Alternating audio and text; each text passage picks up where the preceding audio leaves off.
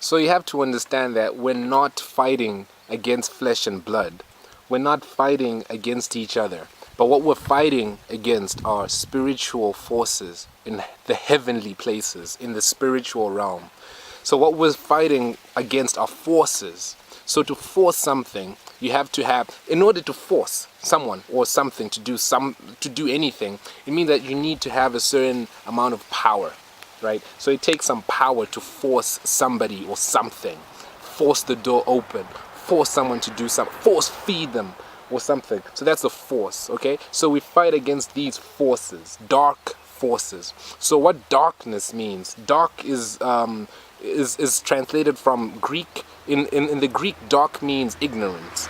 So what we're fighting against is actual a force of ignorance. Something forcing us to be ignorant. Something forcing us to like, nah, that's baloney. that's bananas. Whatever it is, okay? So when we're waging this type of warfare, what happens is that certain things, certain elements in our existence are trying to stop us from understanding a higher truth of ourselves, for us to be ignorant of our own power, of our own strength, to the extent that we're living in darkness. So this darkness is us not knowing who we are, what our power is, where we're from, what we're here for.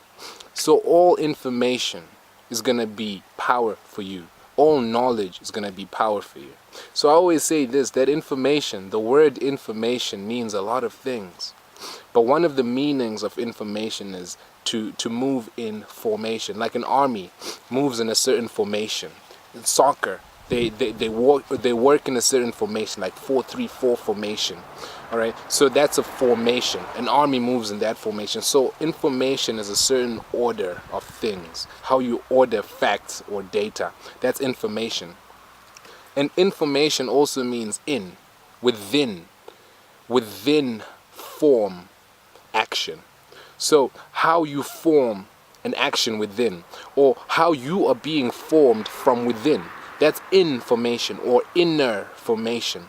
So you have to understand that for you to form yourself as a person, for God to form you as an individual, He's going to work from inside of you.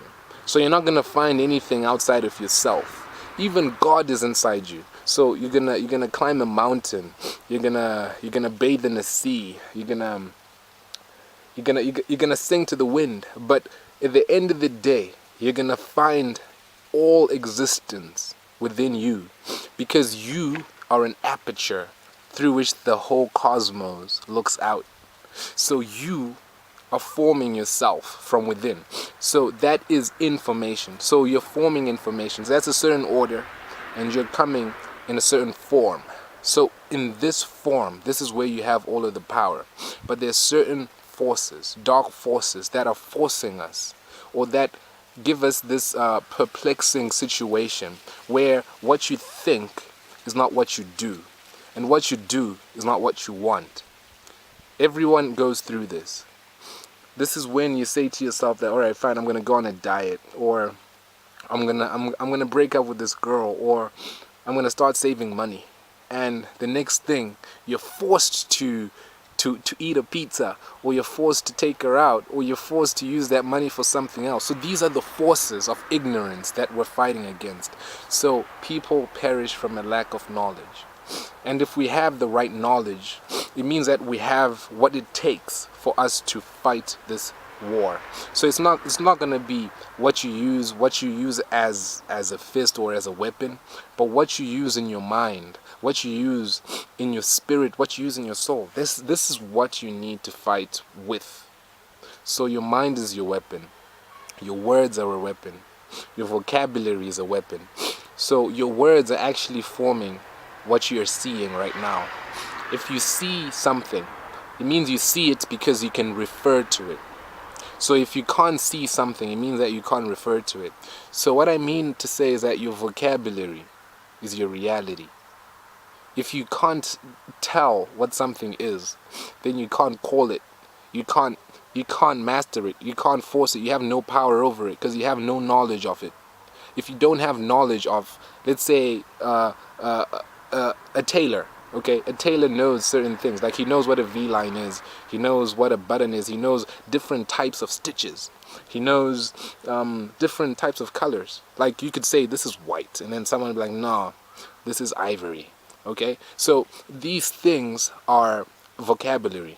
So your vocabulary is gonna show you things that you don't see. So every discipline in the world has its own vocabulary. So take law for example. Law, I think that's the best.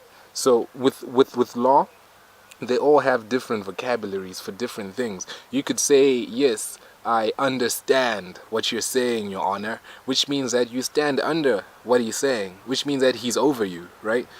If you're in finance, if you say, okay, I'm going short, it doesn't mean that you're gonna be physically shorter. It just means that you're selling something that you don't own. Okay, so all of the disciplines, even teachers, if they say name a noun, that's vocabulary, that's academic vocabulary. So everything that you see is going to be combated by certain forces. So these forces work in so many different ways, but you have to be aware of this. You have to be aware of yourself first. Because if you master yourself, if you master love, if you master the spiritual law of love God, love your neighbor as you love yourself, then you've already won the battle. Because everything is commanded by love. You don't need to understand the vocabulary of landscaping if you know the vocabulary of love. That's why Jesus could talk to a tree and tell it never, ever, ever, ever to make fruit again. Never to bear fruit again. Yeah, you can do that. You didn't need to know the vocabulary. So there's a certain transcendence that you have when you have faith. And faith comes through hearing. And what does hearing do? Hearing is a part of knowledge. It's a piece of knowledge. So when you hear something, you're gaining a certain amount of knowledge. Faith comes through hearing, and hearing through the word of God. Okay? And hearing comes through the word of God. Okay? So when you hear, you're gaining knowledge. And when you hear, you're gaining faith. So faith and knowledge are, I think they're inseparable.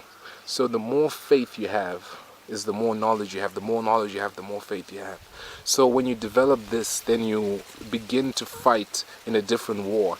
And whatever is coming up against you, and whatever you're battling with, whatever you're battling against, is going to count for nothing. Because you have the power of the mind. Everything you see is mind. So make the pursuit of knowledge a lifelong quest, because the more knowledge you have, the more faith you're going to have. The more knowledge you have, the more power you're going to have. So don't you need power to force those situations? Because power is already being used against you. So it's a dark power. It's an ignorant power. So you have to fight against it with knowledge. So knowledge will reign supreme at the end of the day. But if you don't know, that's not an excuse. Ignorance of the law is not an excuse. If you say that, alright, I killed a person, but I didn't know that you're not supposed to kill people, you're still going to go to jail. Doesn't matter. So someone is going to use their knowledge against you. So you need to protect yourself by getting knowledge. There's no other way. There's no other way to protect yourself. You just need to know yourself. Know where you're from. Know God. Know love. Then you'll know it all.